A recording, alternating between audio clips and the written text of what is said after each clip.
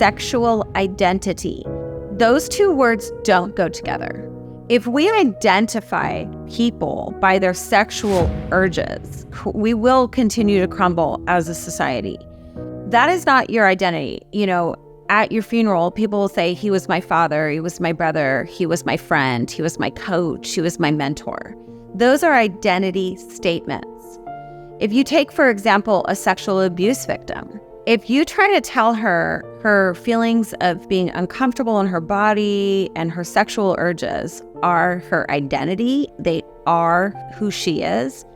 No, we don't do that with sexual abuse victims. We tell them you are a daughter, you are loved, you are worthy of protection, you are valued, you have gifts and talents and abilities. There's so many words that we can speak into a young person's identity. We do not believe in sexual identity.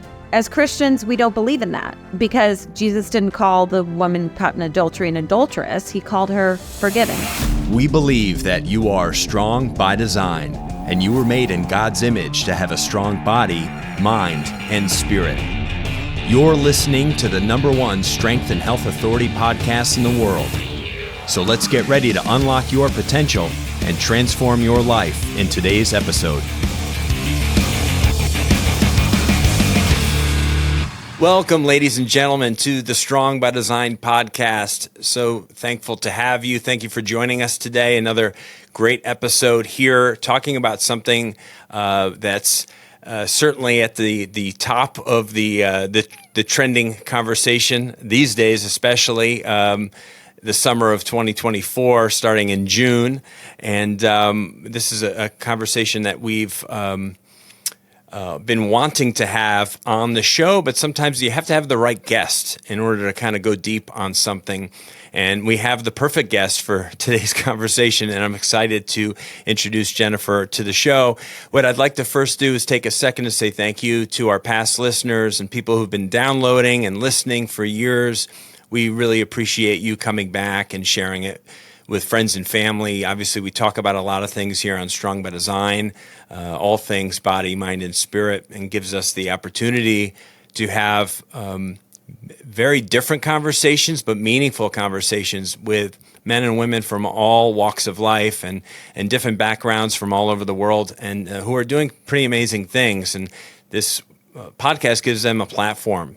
And for any new listeners, welcome to the show. Now you can go back and listen to hundreds of past episodes of all the different things. If you're into fitness, we got it. Holistic health, we have it. If you're into God, we got it. So we have a little bit of everything. And so all things to help you live a life strong by design. Our guest today, Jennifer Strickland, is an author and a TEDx speaker, a former model, as you can tell, beautiful woman, and founder of the You Are More ministry that teaches people their worth in God's eyes, things that we've talked about here on Strong by Design before. She's the creator of Let's Write, a program that helps authors finish their books so they can impact lives through their work. And her latest work is I Am a Woman, as you can see if you're watching on YouTube or some other platform. You can see the book over her shoulder. And that's really largely our discussion today. And a very meaningful, a very now type of topic in a world of confusion that's trying to replace God with some other form of some other idol, and it's not working out very well. And I think our young people are very confused, and are people that are trying to live biblically or are trying to base their life in truth, have been quiet for far too long. And so we need more bold men and women like Jennifer to step up and speak truth into the world. And I think what she's doing is just fantastic. So Jennifer, thank you for being on Strong by Design. Welcome. Thank you so much for having me on the show. I'm really looking forward to this conversation. Yeah, I am too. When I came across your story and what you were doing, I was immediately intrigued and wanted to have you as a guest on the show because we have touched on this topic in different ways in the past few years. And I just thought, wow, this is, just just felt right. And there aren't always people who are willing to talk about these. I've had conversations privately with people who are physicians or, in the medical community or, experts in their field. And some of them kind of distance themselves from some of these types of conversations because maybe they don't want the blowback, or they're a little bit worried about the consequences of having those types of conversations. And all we're trying to do is speak truth, and truth that's been around for thousands of years, that all of a sudden in the last decade or two has all of a sudden become like taboo, or has been an area, a source of confusion for people. So thank you for your boldness, for sure. And can you tell us a little bit about your background? Like, what brought you to what you're doing today? Was there a point in your life that you just said, okay, I gotta step up here and people need to hear my voice? Well, I've been speaking about the impact of media on teen girls in particular for many years. I came from the modeling industry. And so I was a model for 15 years and worked for Ford models and all over Europe, and Giorgio Armani, did the fashion shows, was in Vogue and blah, blah, blah. And I left the modeling industry because of this lie that we are not good enough the way that we are, that we have to be perfect to be loved. We have to change our bodies to be accepted and to be beautiful. And I saw so many young women cave to that pressure of perfection on them, and, ended up with an eating disorder myself, and left the business, went back to school, got my master's degree in writing because I always wanted to be a writer. And I started out just wanting to write one book. So that always happens, right? Yeah. I just want to write right. One book. Yeah. I ended up writing Girl Perfect, and the story of my life in the modeling industry and my encounter with Christ that led me to walk away from that business and to use my voice to teach healthy self-image and identity for young women. And so I've been doing that now for about 20 years. And when I saw this huge wave of gender dysphoria descend like a virus on young women in our nation and boys as well, and I saw this mandated affirmation-only therapy for young people in which we're affirming a lie that you are born in the wrong body. That's a terrible lie that I don't think people are really thinking about very well, because we would never tell a child with muscular dystrophy or a cleft palate that they were born in the wrong body and that they were some kind of mistake that we needed to fix. And that lie alone really moved me towards speaking up about healthy self-image and healthy body image for young people, which doesn't separate the body from the soul, doesn't separate the body from the spirit. This is a very divisive movement. And that's why people are afraid to speak up.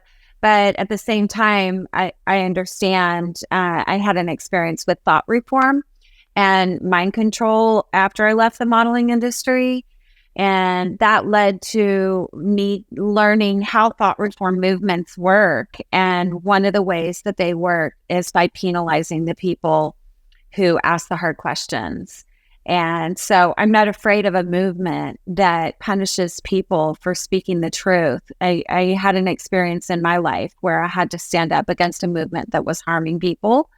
And so I'm very well equipped to do this and to stick my neck out there and tell the truth to young people about identity and sexuality. Wow. Yeah, I feel like it's such a disservice to especially women, but also men, that all of a sudden women-only things are becoming infiltrated by men who feel like they're maybe women and allowed to feel like I mean, sports is such an easy example, right? Where all of a sudden these mentally ill people, and they do need help, and you feel for them because there is something going on. There's something wrong there, where they feel like they're in the wrong body. Hey, I know, I'll just be a woman. That makes me feel better.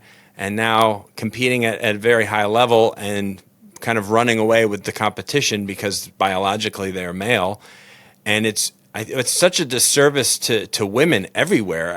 I know a lot of women. There's Riley Gaines. There's been a lot of women that have spoken out about such things, and it's just so.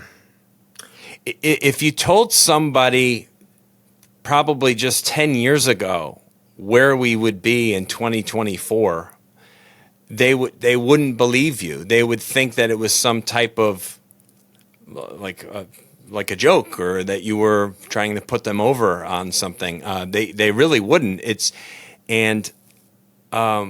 has gotten to the point of being laughable in some regards. What's been shared and what's out there, what's getting media attention, and I feel like you try to speak truth to people, but I think a lot of people are subtly, like, they're angered. They're frustrated and they're angry, and I think people maybe don't have the type of background like you have and the experience to speak about it in a way that's very kind of coming from a place of education, and you kind of know what's kind of going on. You can articulate it in a way, and I feel like maybe that's holding people back, because people want to, I think, say something, but they don't know how to say it in a way that's not going to just push people away. Can you speak on that a little bit? Maybe is that part of what people want to say something, but they're not sure how to deliver it in a way that'll be heard, or does the other side just not even want to hear? I think when we get overly preoccupied about how people are going to receive us or perceive us, that's actually not healthy. The truth is that we can be honest. We're created male and female with purpose and intention. To be a man is to be stronger physically than a woman. We know that men can punch twice as hard as women can. We know that the average man can actually kill the average woman with his bare hands. Okay, that's the truth. And so I'm not afraid to say, look, I am not going to stand down while future generations of girls will be left with the fallout. They will say, our children and our grandchildren's generation will say, why did our parents not stand up against this? Because when we allow men and women's prisons, sports, changing facilities, bathrooms, we promote male violence, and the other side doesn't want to recognize that, but we can come back with the facts. 98 to 99% of sex offenders are male. Men are wired differently than women are. They can be more physically aggressive. And so the differences between men and women right now are very, very important. But I want to kind of route this conversation a little bit to how did we get here? Yeah. And then how do we restore the meaning of gender? So we got here by men being emasculated. Okay. So since we're just having conversation. Right, no, but I know this you're the does one go who's supposed to be back. asking the questions. Yeah, no, this goes back several decades. Yeah. I mean, could you say that this, and I'm all for like strong women. I love strong women. My wife's a very strong woman. You know what I mean? She's a registered nurse. She was in veterinary medicine for a long time. She's tough. And I love it. She's also the mother of my children, and she's nurturing and loving and can do things that I can't do. And that's okay.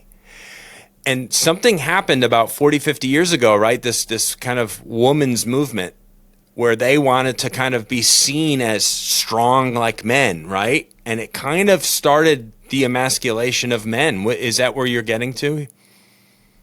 Yeah, absolutely. The feminist movement came out breathing fire. They came out with mantras like smash the patriarchy. These boots are made for stomping. They'll stomp all over you. Okay, well, how would that work in your marriage? Right. That doesn't work. A movement of women that is life-giving will honor men and honor the home, honor the family, honor marriage, honor children. The feminist movement emasculated men, told men to sit down and shut up when it came to women's rights. And a lot of men now feel that they're not allowed to speak on behalf of the family. You know, the word male in biblical Hebrew, where I go into this in my book, but to be a male, okay, is to speak and act on behalf of the family and to remember the commands of God and pass them on to the next generation. A male, you know, Christ is the first male, laid down his life for his bride. A male is expected in God's language, okay, to fear him, obey him, pass his commands on to the next generation, and speak and act on behalf of the family. That's why in the garden, God called, even though Eve ate the fruit first, God called on Adam. Yeah, Adam was there, letting it all go Adam down. was right there, and he went to Adam first because the male speaks and acts on behalf of the family.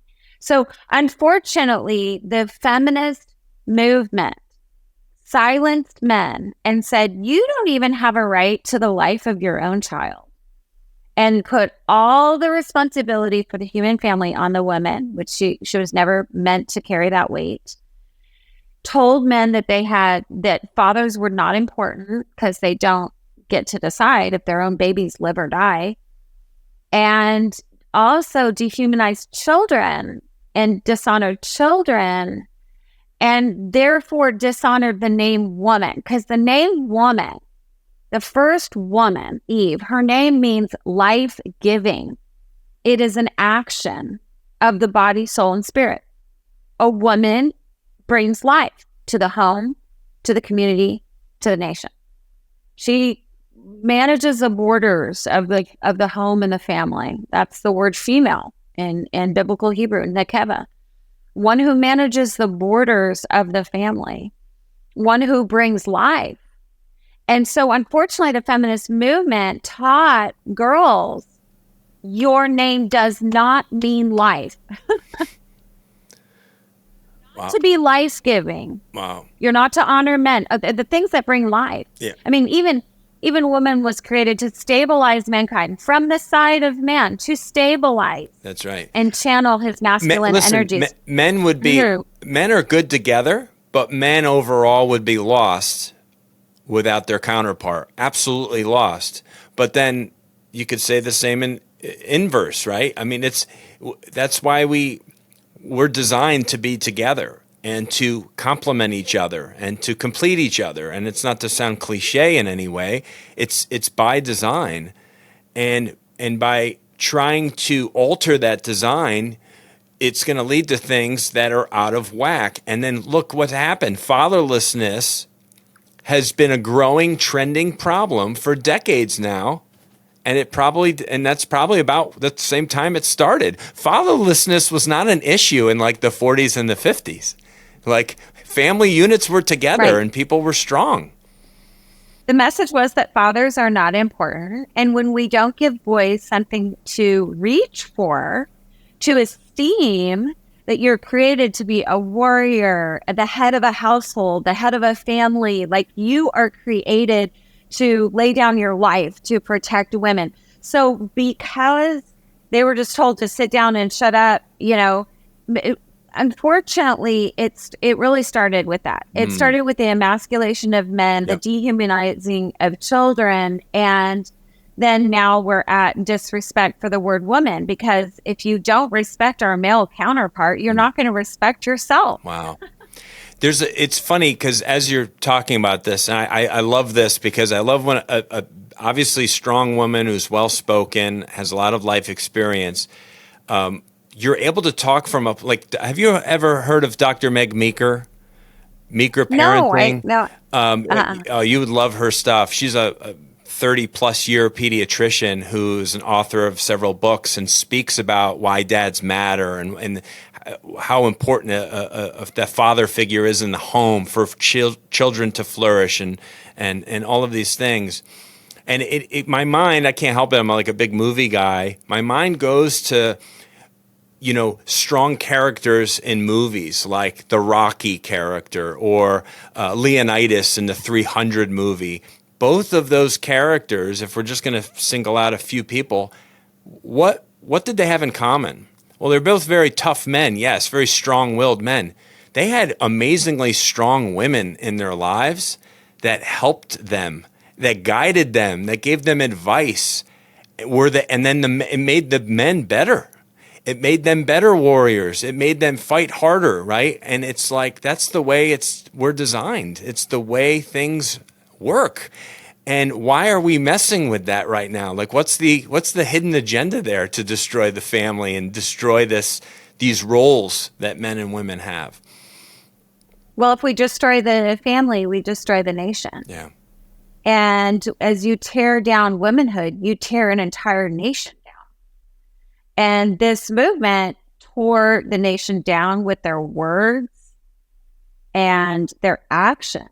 And so we have an incredible opportunity right now to build our nation back up with truth about what it really means to be a woman. And what you just described is the definition for the word woman, which we find in Genesis. God says he's going to need a helper corresponding to him, but even that's not a good translation, sadly. It means basically he's going to need someone to rescue him, someone to help him, someone to come alongside of him, challenge him, bring out the best in him, warn him, watch his back and warn him about what she may see. Womanhood is really about perception. And interesting Bible verse in Ecclesiastes describes, if you look at the human body, it describes the men as the strong shoulders and the woman as the eyes. Wow. That men have the strength to carry the family, the community, the nation. Like they have that strength, but woman also, she's strong and she brings perception and insight. Yes. Yeah. So what you're saying is it's this beautiful, complementary, like blessed union. Yes.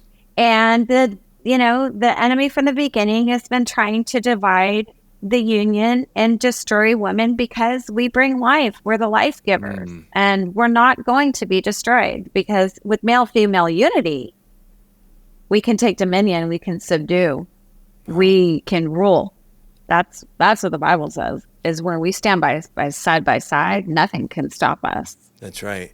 Yeah, it does definitely seems like there's been this several decades long attack on the family unit, and if you can attack that and really break it apart and lessen its importance in society and its you erode and you unravel. And I mean, look where we are in a fairly short period of time.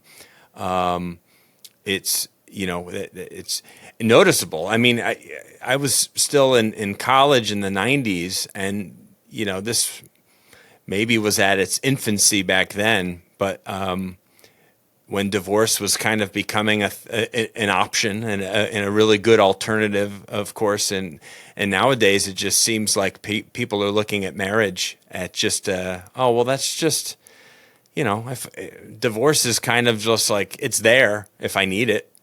It feels like people have lost their thick skin. They're not tough. They're not willing to put in the work to fix things, and that's been okayed by society, and that men can marry each other and women can marry each other, and if people want kids, there's lots of different options for that. And so it's just kind of a scary place that we've gotten to, and it didn't happen overnight, certainly, but it is happening, and you can't ignore it at this point. And so where do we go from here? What exciting things are you doing here in the last several years to talk about this and to help the women certainly to be more bold and to stand up for their womanhood?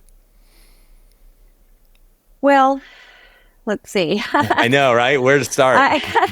I did hundreds and hundreds of hours of research in a few years into this new book, I Am a Woman, and it explores the deep roots of those words in Genesis, because the words male, female, man, woman, mother, father, in God's language, they're body, soul, and spirit. God's language is Hebrew, and each word, it's called the language of transcendence, because it has actions for the body, the soul, and the spirit. It's not like English that is, we're double X chromosomes and it's all just physical. That there's meaning in these words. There's action in these words. For example, mother, we'll take the word mother in Hebrew. It means glue. It means that she is the glue of the family. Her name actually just means glue. The glue that keeps the family together with her work and her love. And I want to teach this generation the meaning of the words, so that when, for example, recently the government starts throwing around the idea that all women should enlist. Okay, well, we're the glue of the home and the family and the nation. We're not leaving. We're not going to all abandon our post of the children if the men need to go to war. Yeah. And women can go to war too, right? But see, by them even suggesting that, if women and girls do not know, if they think, well, we're just all these lies, we're the same as men, we're no different than men, we can do everything a man can do, that's really not true. No. We can, right? Because we can bless our military, but the opposite's not true either. Well, of course not. Yeah, of course not. I can't do what a woman can do. Yeah, of course not. Absolutely not. I mean, it is truly ridiculous. So for one thing, I wrote the book, and I'm challenging in the book, challenging pastors, men, women. How about we answer the what is a woman question? Let's just answer it. It's been circulating around for years. Gender theorists can't answer it. Matt Walsh wrote the book and did the documentary, but I want to answer that question. I want to answer, what is a woman? She's a life giver. She's a border keeper. She's a guardian of the home and family. She's a strong helper and rescuer to mankind. That is who we are. And people, especially Christians, need an answer to that question. And so that's why I launched my I Am a Woman podcast. I've written the book. We're doing book clubs. We want to get book clubs going around the nation. And men can read the book too, because it says you can't study the word female. You can't talk about what a woman is unless you talk about what it means to be a man. Yeah, absolutely. And yeah, we want to speak the truth of identity into this next generation. That's just my passion. I look at your book, certainly, and I'm interested in reading it because I see it as a real gateway into kind of learning more about, like, maybe what your spouse or your partner needs. And where she's coming from, and how to see things maybe from her perspective a little bit better. There's a lot of great, obviously, relationship books and things like Love and Respect, and lots of those things. So that's almost where I see your book in a way as a guide or a step by step for women and for men to kind of navigate what if you go back. Obviously not that long ago, as I've said, but I mean, you go back centuries and centuries, and people would very easily be able to define what is a man, what is a woman, without any kind of controversy.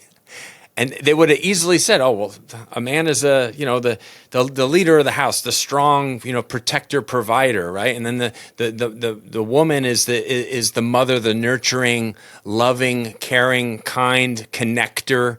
Of the family and of the community. And I feel like it was such an easy thing to talk about and discuss for probably, millennia, up until just the last decade or so.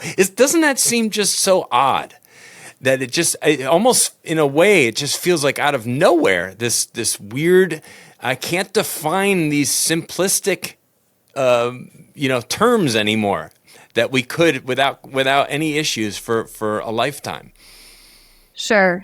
And I think what most people really don't understand is that we have been in a thought reform movement. Okay.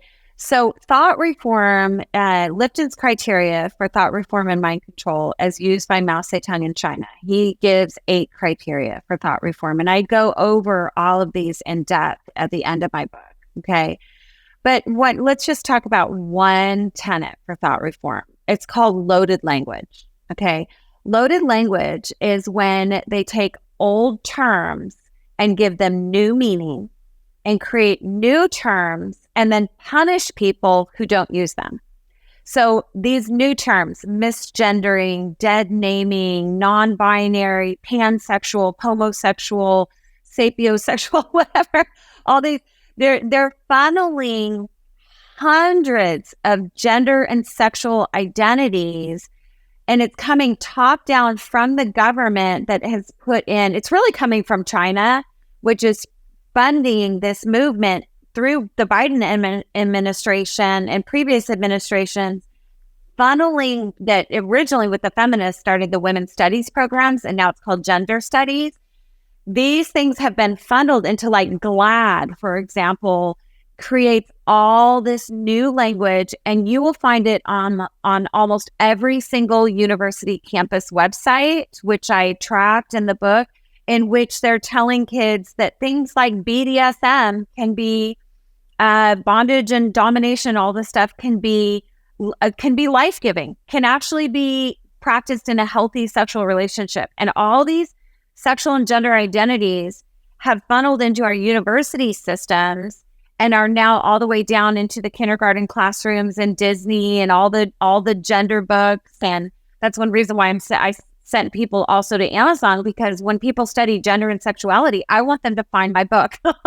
I want them to find it because of all the books, right? And now it's in all of our television programs and the cartoons, little boys dancing around in skirts saying, I'm free to be me. So this whole message of gender and sexual identity is a thought reform brainwashing movement that is top down, government down. It's not like the Black rights movement, which is from the people up, a people's uprising. That's what needs to happen now, is there needs to be a righteous resistance among the mothers and fathers and the people up. We're going to need to overturn it. Yeah, that's well put. Absolutely. And we've all seen, depending on how much news coverage we watch anymore, because most of it's just absolutely appalling. We don't even really watch local, regular television anymore. It's ridiculous. The ads, the shows, the agendas that are just so obvious there. But I've seen some of these interviews, probably just scrolling on my phone, of people at school board meetings and things talking about, like, how is this book? I can't even read this book in this room right now because I can't even say some of what's in here. And this book is approved at a library at an elementary school. And it talks about intercourse and all of these other things. Like, are you kidding me? Like, the sexualization of our children is just unbelievable, and it's absolutely coming and dripping from the top. And these people of power and who can, kind of get their will done in various ways. And it's really disturbing because obviously this was not something that was evident in my childhood. Like, those things didn't exist in the 80s, 70s, and 80s, really. But they sure do now. And boy, oh boy, parents should be pissed. Like, they should be very angry and be speaking out about this. And but of course, it's suppressed too in media coverage, right? They're gonna hide these big networks and big conglomerates. They're gonna hide a lot of the pushback as much as they can. Oh, they do. That's another tenet of thought reform movement. It's called mystical manipulation, in which the media or the things that you're allowed to see and hear is controlled. Certainly, they did that in China. They did that, and they've done that in communist Russia, and that's what we're experiencing. Yeah, for sure. It's unbelievable. Like, you wouldn't even like if the fathers of the nation saw this in a crystal ball in the late 1700s, they'd be like, "Yep, they're ruining themselves from within, right? Because of Abraham Lincoln's words, right? It's basically this great nation would only fall because of from within. It's not going to be from the outside, and that's what we're seeing is just massive deterioration of what made us the United States of America, and where our strength was. It's constitutional, and that's what's getting completely like flipped. Yeah, it is. And, we took the 10 Commandments off the wall in the schools, and we abolished prayer in the schools, and there's a whole history to it. And unfortunately, we're now in a culture that worships sexuality and teaches this concept of sexual identity, which, I would like to talk about. My mom was a sex education teacher in the 1970s. And 80s, she wrote one of the school district's first sex ed curriculums, and I took my mom's sex ed class when I was in 7th grade. Was that a little bit uncomfortable having mom teach that?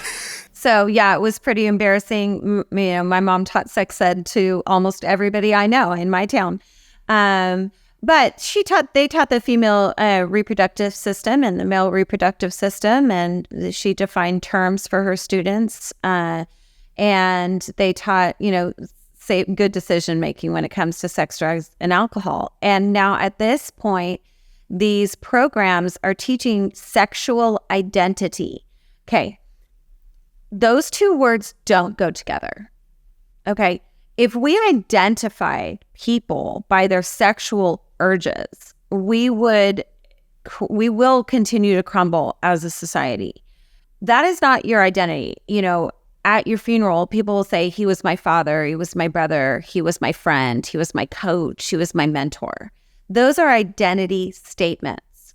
If you take, for example, a sexual abuse victim, if you try to tell her feelings of being uncomfortable in her body and her sexual urges are her identity, they are who she is.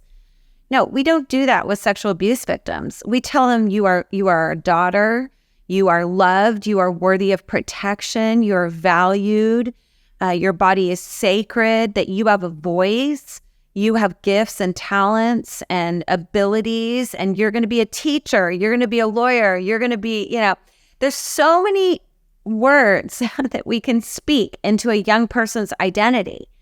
But we do not teach, we do not believe in sexual identity. As Christians, we don't believe in that because Jesus didn't call the woman caught in adultery an adulteress. He called her forgiven, loved, seen. No. The Ethiopian eunuch was not transgender. He was saved, healed, delivered. He was a child of God. So God doesn't do that.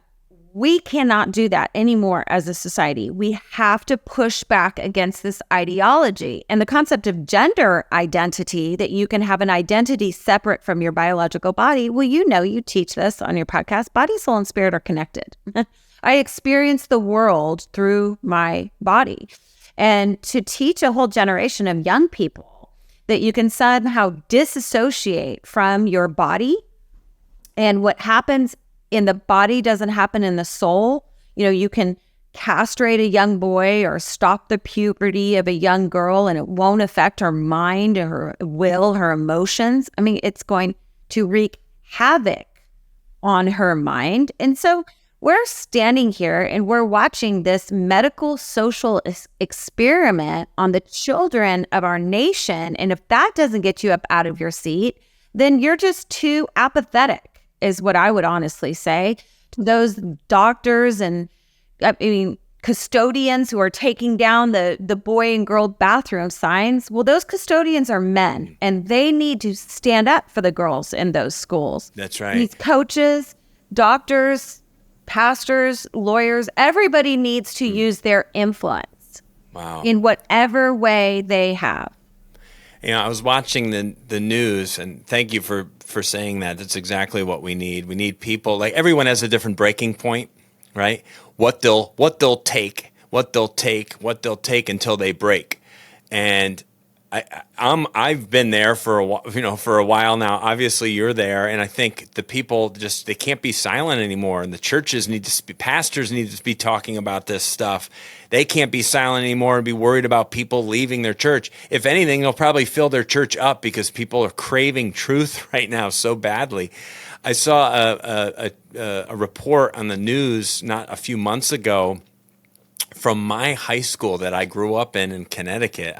We're in Florida now for over 20 years, but in little Connecticut, Brookfield, Connecticut, there was a national news story about a tampon dispenser that had been ripped out of the boys' bathroom within like 30 minutes of it being installed.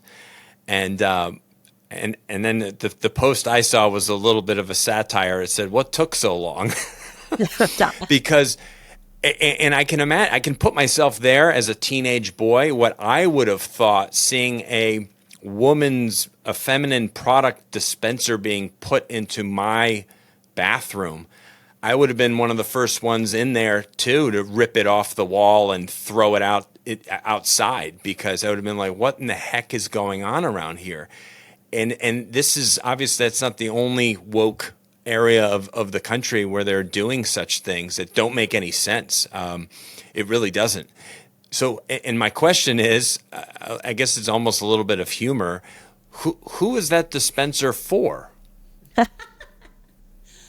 Is it for women who are identifying as boys, using the boys' locker room or bathroom, and then realize they still have a need as a woman? It's just feeding an unbelievable source of confusion into these kids' lives. And it's so laughable and crazy to us. But at the same time, it's feeding this confusion among young people, and they are the victims. I was speaking at an event recently in Wisconsin at a girls' conference, and I had all these kids come up to me, and they were telling me that they were putting litter boxes in their girls' bathrooms for the furries, the people who identify as animals.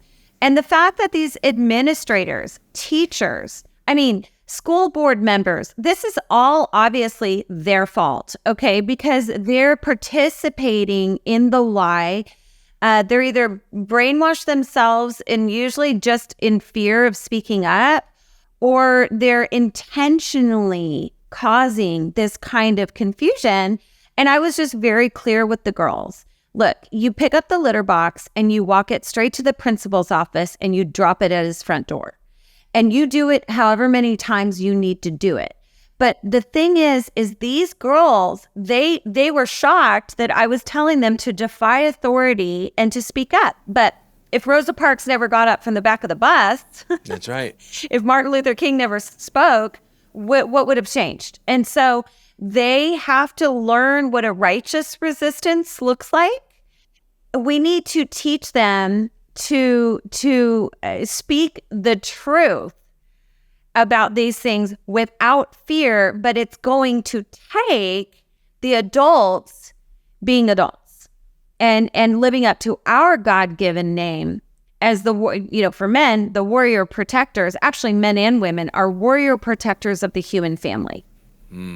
And we have to rise up to our identity and teach them the difference between the voice of the foolish woman in wisdom in Proverbs and the voice of the wise woman, because both voices are speaking into the nation, and one leads people to hell and destruction, and one leads people to life. And one way that we protect life is by teaching girls how to protect their boundaries.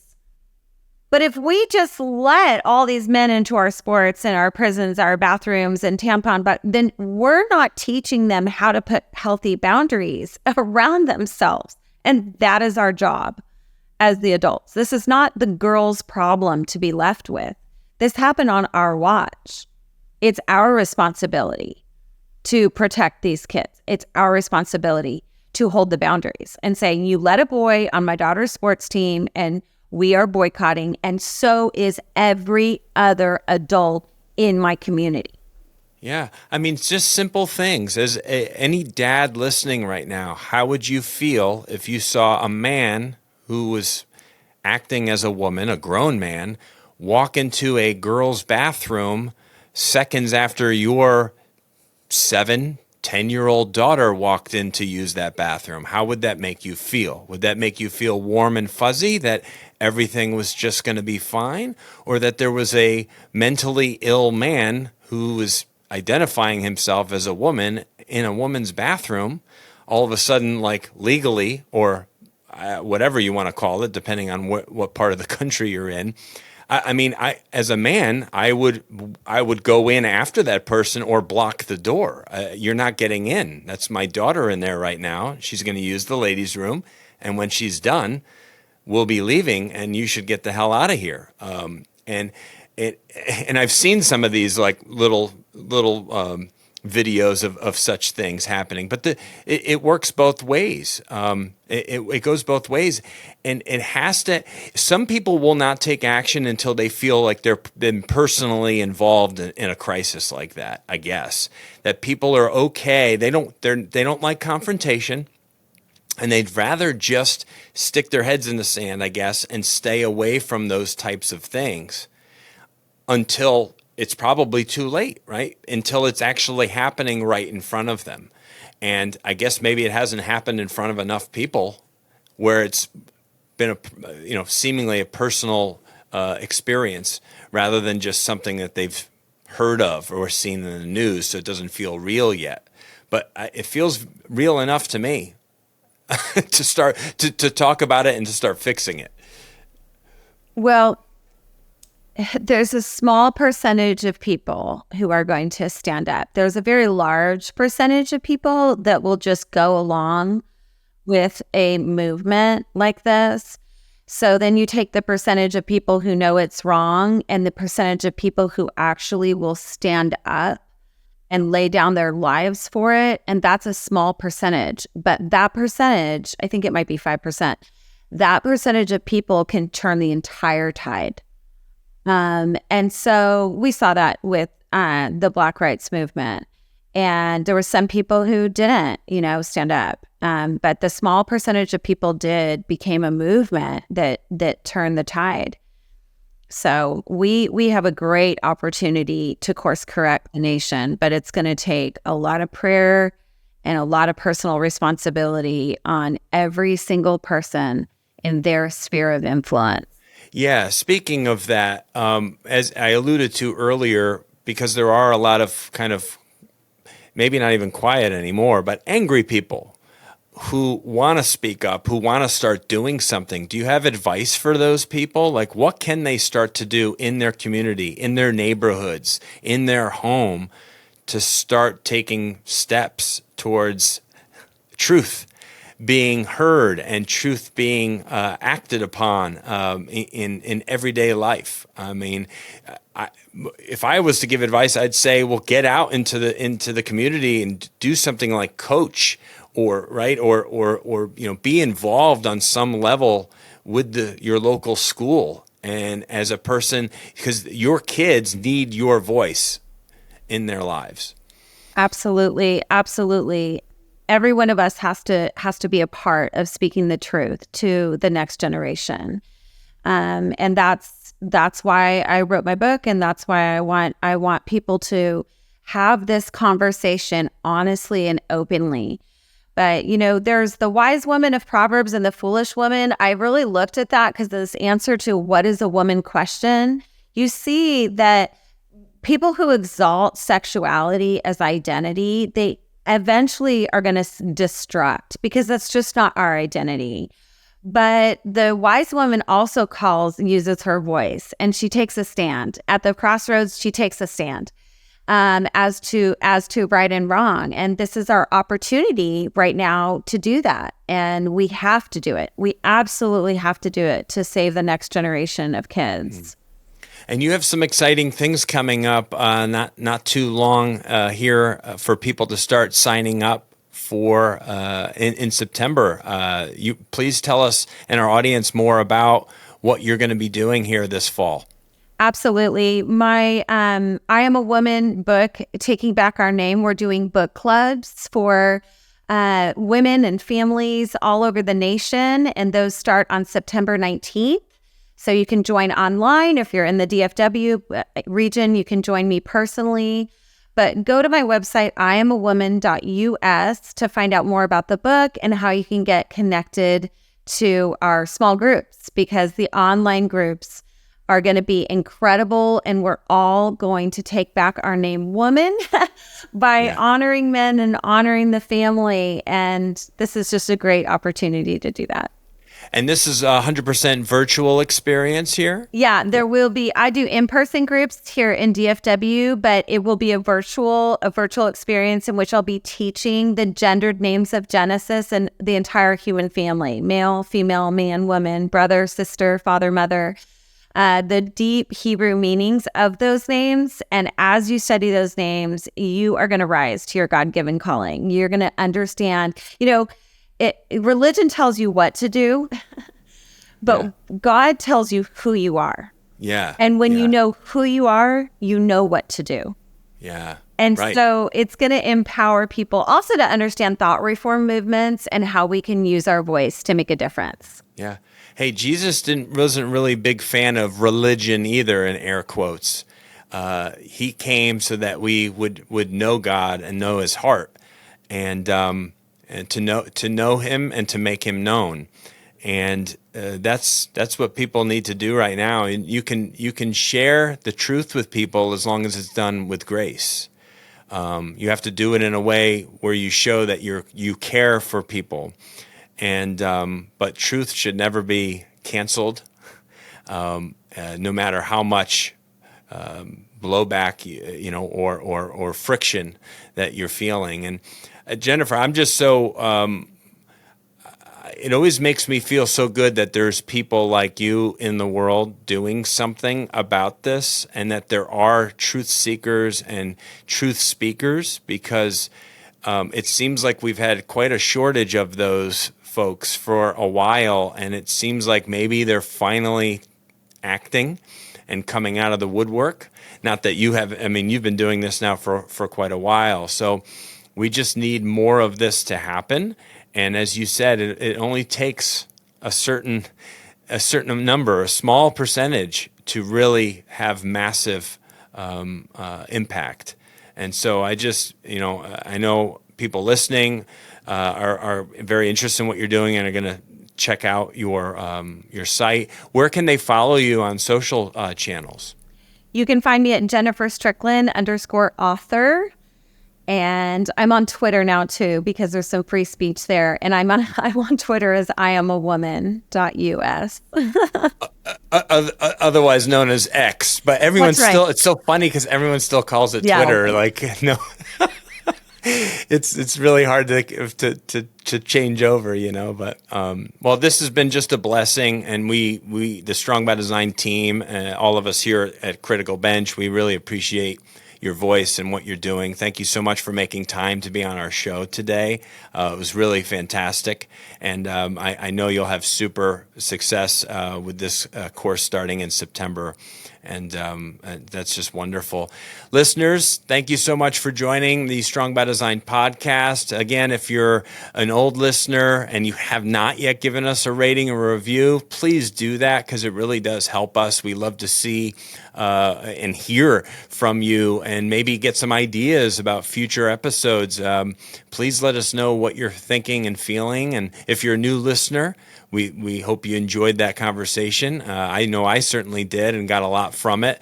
And come back and listen next week. Every episode releases on Wednesday here, and sometimes we have extra episodes we release on Saturdays as well. But go back and binge listen. We have a lot of episodes there for you, and we just thank you so much. And remember, you are created strong by design, created in God's image to have a strong body, mind, and spirit. We love you, and we'll talk to you soon.